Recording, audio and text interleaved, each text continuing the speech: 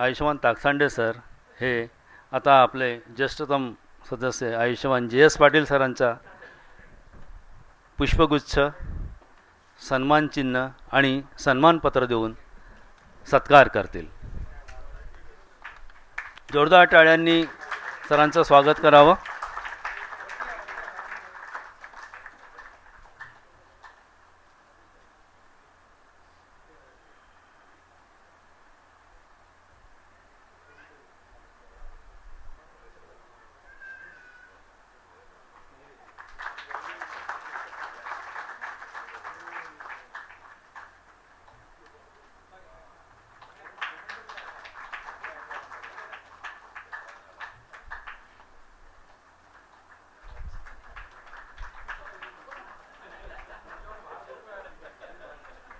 वादन करतो. आजच्या या संपूर्ण दिवसाच्या कार्यक्रमाचे आणि दुसऱ्या सत्राच्या सत्कार समारोहाचे अध्यक्ष, बानाईचे अध्यक्ष गेडाम साहेब, ज्या आदरणीय व्यक्तिमत्वाचा आपण आज सत्कार करणार आहोत ते विचारमंचावर उपस्थित सर्व सत्कारमूर्ती, बानाईचे पदाधिकारी आणि उपस्थित बंधू आणि भगिनी. माझा उल्लेख केला की मी बानाईचा सदस्य आहो, मी लाईफ मेंबर आहो. आणि खांडेकर साहेबांनी जो उल्लेख केला रमेश रंगारी साहेबांचा, ते सुपरिटेंडिंग इंजिनियर होते आमच्या MSCBला. खांडेकर साहेबाचे मित्र होते. जय भीमच्या वेळेस आम्ही तर लहान होतो, नोकरीवर असू किंवा नसू, परंतु नंतर जेव्हा त्यांच्यासोबत आम्ही नागपूरला येत होतो, खांडेकर साहेबासोबत ते चर्चेच्या वेळेस मी 1-2 वेळा होतो आणि नेहमी कामगार चळवळीच्या संदर्भामध्ये ते चर्चा करत होते. आम्ही ऐकत होतो. आणि जरी आपण इंजिनियर आहोत, परंतु या देशामध्ये 93% समाज हा असंघटित क्षेत्रामध्ये आहे. शेतमजूर असेल, कन्स्ट्रक्शन वर्कर असेल, देशामधल्या 27 लाख अंगणवाडी सेविका असेल, किंवा अन्य क्षेत्रामध्ये ज्यांना मिनिमम वेजेस मिळत नाही, अशी 93% मंडळी ही बहुजन समाजामधली आहे. आणि संघटित क्षेत्रामध्ये जे आज आपण बसलेलो आहोत त्याचं प्रमाण 60% आहे.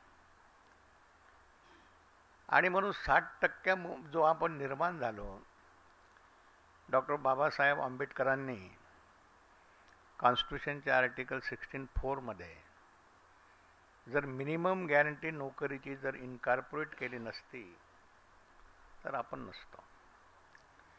आणि हे मिनिमम गॅरंटी इनकॉर्पोरेट करण्याकरता जे कॉन्स्टिट्यूशन असेंब्लीमध्ये जे डिबेट झालं, त्या कॉन्स्टिट्यूशन असेंब्लीच्या डिबेटमध्ये बॅकवर्ड क्लास सिटीजन हा शब्द नव्हता,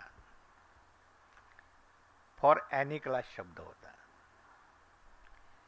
आणि म्हणून 30 नोव्हेंबर 1948 बाबासाहेबांचं जेव्हा ते कन्क्लुडिंग जे स्पीच आहे की मागासवर्गीयांना रिप्रेझेंटेशन नोकरीमध्ये का पाहिजे, त्याने एक म्हटलं की अप्पर कास्टचं प्रमाण या नोकरशाहीमध्ये फार मोठ्या प्रमाणामध्ये आहे. आणि जर या वेगाने मागासवर्गीयांचं प्रतिनिधित्व जर असलं तर हा समाज पुढे जाण्याकरता फार वेळ लागेल. मोठं भाषण आहे. आणि म्हणून एक गोष्ट आपण लक्षात ठेवली पाहिजे, जुजबी स्वरूपामध्ये अनेक लोक काम करतात, नॅचरली आहे, त्याच्यामध्ये समाधानसुद्धा आपल्याला मिळते. परंतु बाबासाहेबांनी जे ध्येय ठेवले होते की जो विषमता पसरवणारा जो समाज आहे तो अल्पसंख्याक आहे, आणि विषमतेचे जे व्हिक्टिमाइज आहे ज्यांना समता न्याय आणि बंधुत्व मिळालं पाहिजे याच्याकरता बाबासाहेबांनी एफर्ट्स घेतले. हा समाज मोठ्या प्रमाणामध्ये आहे आणि म्हणून त्याच्यामध्ये समता बंधुत्व निर्माण करण्याकरता आपण कुठेतरी ध्येय ठेवणं आवश्यक आहे. आणि जर ध्येय साध्य करायचं असेल तर साधनाची आवश्यकता आहे. आपला जो संघटन आहे, सामाजिक असेल, सांस्कृतिक असेल, कामगार असेल, स्टुडंट चळवळ असेल, त्याचं अनालिसिससुद्धा आपण करणं अत्यंत आवश्यक आहे.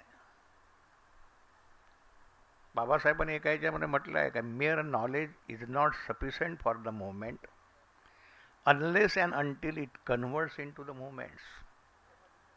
माझ्याजवळ नॉलेज खूप आहे, मी 2 तास भाषण करू शकतो, मला सर्व विषयाचं ज्ञान आहे, परंतु ते मुवमेंटमध्ये जोपर्यंत कन्व्हर्ट होत नाही तोपर्यंत आम्ही ध्येयसुद्धा गाठू शकत नाही. आणि म्हणून आम्हाला असं वाटलं, रंगारी साहेब आम्हाला शिकवलं त्यांनीच.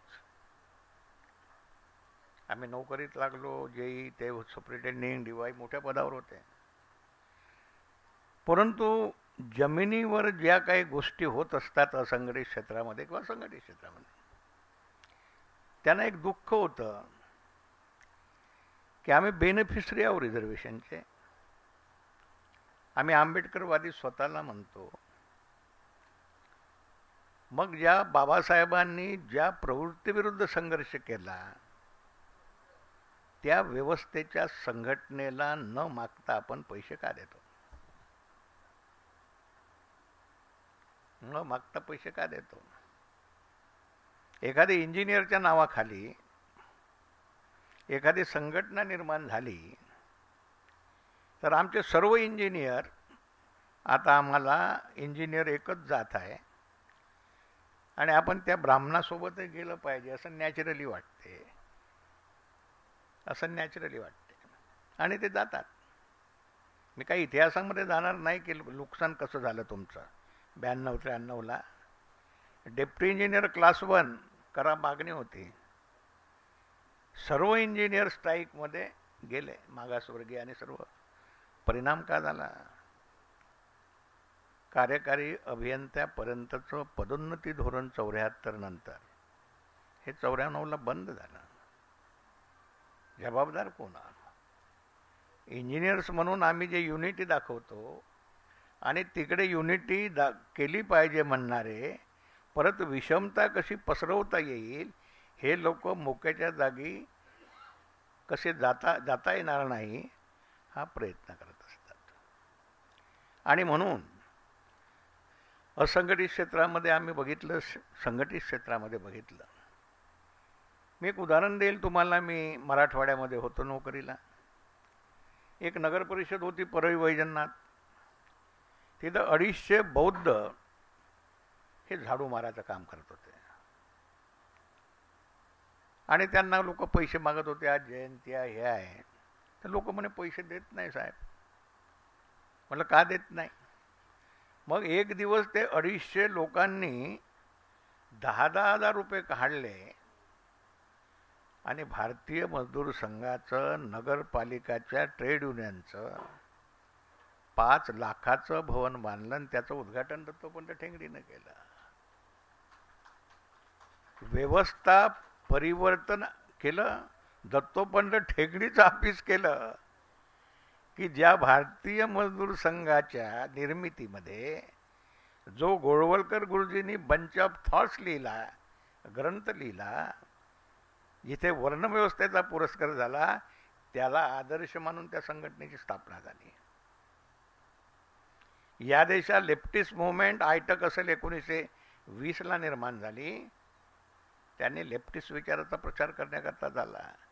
गांधीवादी विचाराच्या लोकांनी संघटना निर्माण केल्या कामगार चळवळीमध्ये. Indian national trade union Congress केली, ते प्रपोगेट करण्याकरता केली गांधीजीचे विचार.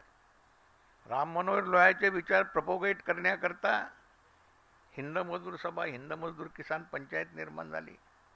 ते त्यांचा विचार प्रपोगेट करतात. आणि असं चित्र जेव्हा होतं, परंतु बाबासाहेबांनी 1936मध्ये 15 ऑगस्टला स्वतंत्र मजूर पक्षाची स्थापना केली आणि पहिल्या कॉन्स्टिट्यूंट असेंब्लीच्या निवडणुकीमध्ये बाबासाहेबांनी जो मॅनिफेस्टो प्रसिद्ध केला, ज्यामध्ये 17-18 कॉन्स्टिट्यूंट असेंब्लीमध्ये बाबासाहेब सहित निवडून आले होते, त्या मॅनिफेस्टो संपूर्ण हा असंघटित क्षेत्रातील कामगारांना समर्पित केला होता. हा बाबासाहेबांचा दूरदृष्टिकोन होता. आणि म्हणून समाजाला, कामगार चळवळीला दिशा दाखवण्याकरता 1937मध्ये बाबासाहेब अत्यंत मोठं व्यक्तिमत्व असताना सुद्धा म्युनिसिपल कामगार संघ नावाची झाडू मारणाऱ्या लोकांची संघटना निर्माण केली. बाबासाहेब अध्यक्ष झाले. बाबासाहेब व्यक्तिमत्व मोठं होतं, परंतु झाडू मारणाऱ्या कामगाराचे संघटना निर्माण करून, बाबासाहेब विद्वान होते, त्यांना सोसायटी रजिस्ट्रेशन ॲक्ट 1860ही माहीत होता आणि ट्रेड युनियन ॲक्ट 1926ही माहीत होता. मग बाबासाहेबांनी स्वतः झाडू मारणाऱ्या कामगारची संघटना ट्रेड युनियन ॲक्ट 1926मध्ये निर्माण केली. आम्ही बाबासाहेबांचे फॉलोअर आहोत आणि हे चित्र आहे, हे सत्य परिस्थिती आहे. हे काय मी नाही बोलत, अनेक पुस्तकामध्ये, व्हॉल्यूममध्ये आलेलं आहे. आणि म्हणून ते अध्यक्ष असताना त्यांना अत्यंत एक मेसेज दिला बाबासाहेबांनी. 2500 झाडू मारणारे लोक, जनरल मीटिंग होती, जशी बानाईची जनरल मीटिंग होते, त्या सभेचे अध्यक्ष बाबासाहेब होते. कावासाकी जहागीर हॉलमध्ये. तारीख होती 13 जुलै 1941. अध्यक्षीय भाषण करताना बाबासाहेब म्हणतात की मला एका गोष्टीचा आनंद आहे की आपल्या संघटनेची मेंबरशिप हे 38ला 2000 होती, ती आज 1940ला 5000 झाली. आम्हाला मेसेज का देतात? नुसती चळवळच निर्माण करू नका, त्याची गतीसुद्धा वाढवणं आवश्यक आहे. आणि गती वाढल्यावर का होतं याचं दुसऱ्या वाक्यात बाबासाहेबांनी एक उदाहरण दिलेलं आहे की मी 1919 पासून कामगार चळवळीचं अनालिसिस करत आहे आणि अनालिसिस केल्यानंतर आमची मंडळी त्यांच्यासोबत अनेकदा स्ट्राईकमध्ये गेली. आमच्या मागण्या मान्य झाल्या नाही, परंतु आमची शक्ती वाढल्यानंतर आम्ही एकच स्ट्राईक केला, तर आम्हाला म्युनिसिपल कमिशनरकडे जावं लागलं नाही, म्युनिसिपल कमिशनर आमच्याकडे आले. म्हणजे तुमची जर ताकद वाढली तर तुम्हाला दुसऱ्यासोबत जाण्याची आवश्यकता नाही आहे. आणि हा बाबासाहेबाचा 13 जुलै 1941च्या सफाई कामगारांच्या जनरल मीटिंगचे अध्यक्ष म्हणून दिलेला समजत आहे. बाबासाहेबांनी अनेक भाषणं दिले. There are 2 enemies of the backward class worker in India. First enemy is the brahminism and the second enemy is the capitalism. हे मी नाही म्हटलं. मग कोणत्या तत्वामध्ये भेटते की इकडं ब्राह्मणिझम सोबत राहायचं कामगार चळवळीमध्ये? मी बिडकरला ओळखतो, डिप्लोमा होल्डर आमच्या गावचे आहे. डिप्लोमा होल्डर असोसिएशनचे होते ना बरेच दिवस, RSSचे, माझ्या गावाजवळचे आहे, ते ढिवरी पिंपरीचे आहे. ते मी शकापूरचा राहणार आहो. त्यानं अधिराज्य केलं आमच्या लोकांवर. चांद सुरेदा आमच्या लोकांवर अधिराज्य केलं, ग्रॅज्युएट लोकांवर. मग आमचं स्थान हे आमचं आयडेंटिटी दाखवणारी संघटना म्हणून निर्माण केलं पाहिजे की नो, आमची आयडेंटिटी हेच आहे. आंबेडकराईट आयडेंटिटी आहे, no dual identity. Dual identity ठेवून आम्ही व्यवस्था परिवर्तन करू शकणार नाही. म्हणजे जवळपास 93% असंघटित क्षेत्रामध्ये काम करणारे जवळपास 42-44 कोटी मजूर आहेत. आणि त्या मजुराचं प्रतिनिधित्व कोण करतात? Indian labour organisation. बाबासाहेबांच्या रिकमेंडेशनमधून निर्माण झालेली संस्था आहे इंटरनॅशनल लेबर ऑर्गनायझेशन. तिथे क्रायटेरिया दिलेला आहे. जर तुम्हाला देश पातळीवर शिक्षा नीतीवर बोलायचं असेल, प्राध्यापकाच्या प्रश्नावर बोलायचं असेल, कर्मचाऱ्यांच्या प्रश्नावर बोलायचं असेल, मिनिमम वेजेस असंघटित क्षेत्रामध्ये किती असले पाहिजे, नीती आयोग आणि प्राईम मिनिस्टरसोबत मीटिंग होते. कोण असते त्या मीटिंगमध्ये? ज्या विचाराच्या विरोधामध्ये बाबासाहेबांनी संघर्ष केला ती भारतीय मजदूर संघ आहे. गांधीवादी विचाराची इंटक आहे, समाजवादी विचाराची आहे. आम्ही नाही आहोत, आम्ही नाही आहोत. आणि म्हणून आम्ही सांगितलं, आता वाचलं त्यांनी, फार कठीण काम आहे. ट्रेड युनियनचं काम करणं हे अत्यंत कठीण आहे. आणि इंजिनियर एका हेल्परला घेऊन जेव्हा काम करतो, मी रंगारी साहेबाला बघितलं, त्यांचं क्वार्टर होतं मूर रोडला, डेप्टी एक्झिक्युटिव्ह होते. ते सर्व रोजंदारी कामगार त्यांच्या घरी यायचे, त्यांना ते ड्राफ्ट लिहून द्यायचे की मला असं करा तसं करा वगैरे. म्हणजे एक क्लास वनचा माणूस जर व्हिजन असली तर तो असंघटित क्षेत्रामध्ये लोकांचे सुद्धा प्रश्न सोडवू शकतो. ते म्हणजे आज प्रवाहाच्या विरोधामध्ये जाऊन सांगण्याकरता हरकत नाही. ए बी बर्धनांचं परवाना भवन बांधलं. जेव्हा आम्ही गेलो तिथं देणारे कोण होते 74ला पैसे? एक हेल्पर माणूस त्यावेळेस 10,000 रुपये दिले, कारण की तो त्यांच्या कंट्रोलमध्ये होता, त्यांच्या विचारासोबत होता. जेव्हा आम्ही ऑर्डरला जे केली त्याला डिकंट्रोल करण्याचा मी प्रयत्न केला. आज चित्र असं आहे की 4 कोटीचं आम्ही 12,500 स्क्वेअर फूटमध्ये नागपूरला ट्रेनिंग सेंटर निर्माण केलं. काही कॉन्ट्रॅक्टरच्या पैशावर नाही केला आम्ही. औरंगाबादला 3 कोटीचं आम्ही केलं, बांद्र्याला स्वतःचं ऑफिस केलं. हे मी याच्यासाठी सांगतो की जे 45 लाख रुपये वर्षाचे त्यावेळेस देत होते त्यांना, आम्हाला 0 पैसे देत होते 1990ला. आज आम्हाला करोडो रुपये देतात, आमचेच झेंडे पकडतात, आमच्याच विचारासोबत राहतात. हे कामगार चळवळीमध्येच होऊ शकते, हे कामगार चळवळीमध्येच होऊ शकते. 100 वर्ष मलाही माहीत नव्हतं. महात्मा फुल्यांनी जे सत्यशोधक समाज चळवळीची 24 सप्टेंबर 1873ला स्थापना केली, त्यांचे एक नारायण मेघा लोखंडे सोबती होते माळी समाजाचे. या देशामधली पहिली कामगार संघटना 1884ला बॉम्बे हँडमिल असोसिएशन ही सत्यशोधक विचाराच्या आधारावर स्थापन केली. आणि म्हणून 1 जानेवारी 1877ला जेव्हा सत्यशोधक समाज चळवळीचं मुखपत्र दीनबंधू सुरू केलं, तेव्हा त्या दीनबंधूच्या खाली लिहिलेलं आहे की the general is devoted in the interest of the workers. हे माझं दीनबंधू मुखपत्र मी हे कामगाराकरता, तेव्हा कामगार आपण नव्हतो, तेव्हा संघटित क्षेत्रामध्ये काम करणारे वर्कर्स होते. आणि म्हणून नारायण मेघा लोखंडेचं 100 वर्षानंतर आमचे मित्र मनोहर कदम, त्याला आम्ही मदत केली. कोल्हापूर युनिव्हर्सिटीमधून दीनबंधूचे अंक आणले आणि एक ग्रंथ लिहिला. तेव्हा या देशामध्ये माहीत झालं की Narayan Megha Lokhande is a pioneer of the trade union. आणि कंपेलिंग अवस्थेमध्ये भारत सरकारला त्याचं डाक तिकीट 2004-05ला प्रसिद्ध करावं लागलं. त्याच्यात लिहावं लागलं की नारायण मेघा लोखंडे हे pioneer of the trade union. हे कधी होऊ शकतं? 100 वर्ष आम्हालाही माहीत नव्हतं. जेव्हा याचा प्रचार आणि प्रसार आणि लोकांपर्यंत नेण्याचा आम्ही विचार केला, तेव्हा लोकांना माहीत झालं. प्रत्येक कामगार कल्याण केंद्रामध्ये त्याचे फोटो लागले आहे. आता देशामध्ये त्यांचं आता डाक तिकीट प्रसिद्ध झालेलं आहे.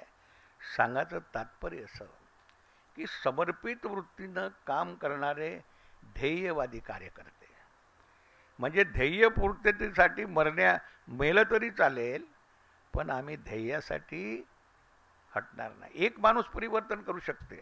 त्रिपुराला गेला एक माणूस उजव्या विचारसरणीचा, शबनम घालून आपले पाम्पलेट नागपूरचा वाटत होता. तिथं आपले आईजी आपलेच आहेत, तामगाडगे साहेब, नागालँडची गोष्ट आहे. त्याला धमकी देत होते ते लोक, ते तिथलं उग्रवादी होते. तो बोले कल से पाम्पलेट बांटते देखा बोले, तो बोले तेरे को मार डालेंगे. माणूस ध्येय घेऊन गेला. तो बिचारा संध्याकाळी तामगाडगे साहेबाकडे जाता, साहेब मी नागपूरचा, मला हे मारा हे करतात आहे. म्हणजे एकटा माणूससुद्धा ध्येय निश्चित झालं. ध्येय इंडिव्हिज्युअल नसते, ध्येय संघटनेचं असते.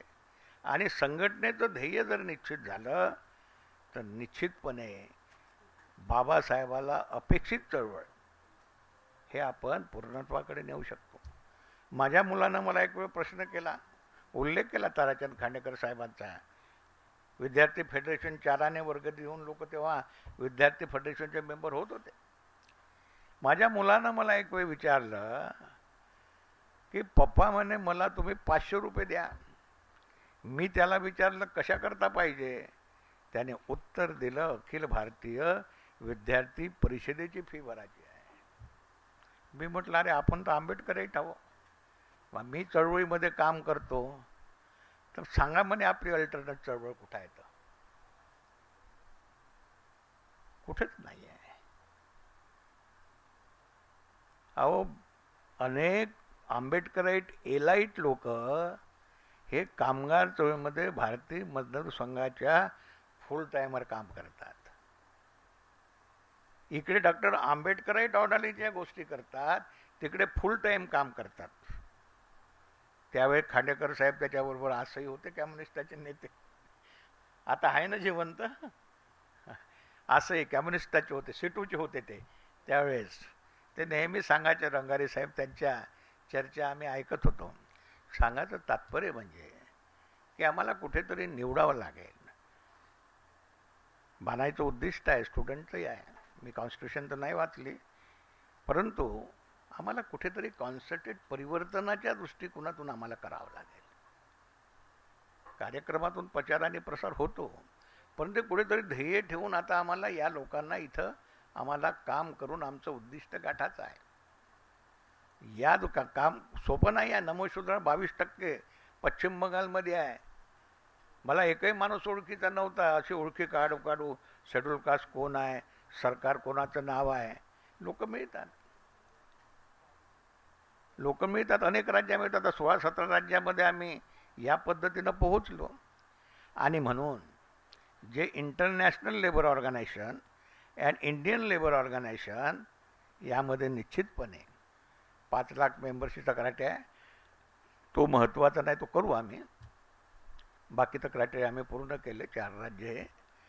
परंतु आमचं उद्दिष्ट आहे की आमचा माणूस अजूनही आंबेडकराईट माणूस संघटित क्षेत्रामध्ये हा त्यांच्याच कंट्रोलमध्ये आहे, त्याला जोपर्यंत आपण डिकंट्रोल त्याच्या विचारापासून करणार नाही, तोपर्यंत आम्ही आंबेडकर चळवळ खऱ्या अर्थानं चालवतो असं म्हणणंसुद्धा चुकीचं होईल. आणि त्या दृष्टिकोनातून निश्चितपणे या सत्काराच्या निमित्त मी विचारलं, माझा सत्कार कशाला करता, एक बानाई ना PS होते, मला काय तर अभियंता पुरस्कार दिला. आणि मला माझं क्षेत्र चाललं असंघटित क्षेत्राचं, ठीक आहे, अभियंता हो मी, सुपरिटेंडिंग इंजिनियर म्हणून रिटायर झालो असेल. तर मी होतो चेन्नईला. तर ते म्हणे उद्या 10 वाजता प्रोग्राम होता, ते म्हणे यावं लागते. म्हणजे चेन्नईहून साला विमानही नाही नागपूरला. चेन्नईहून बंगलोरला गेलो आणि बंगलोरहून नागपूरचं विमान पकडून मी आलो होतो.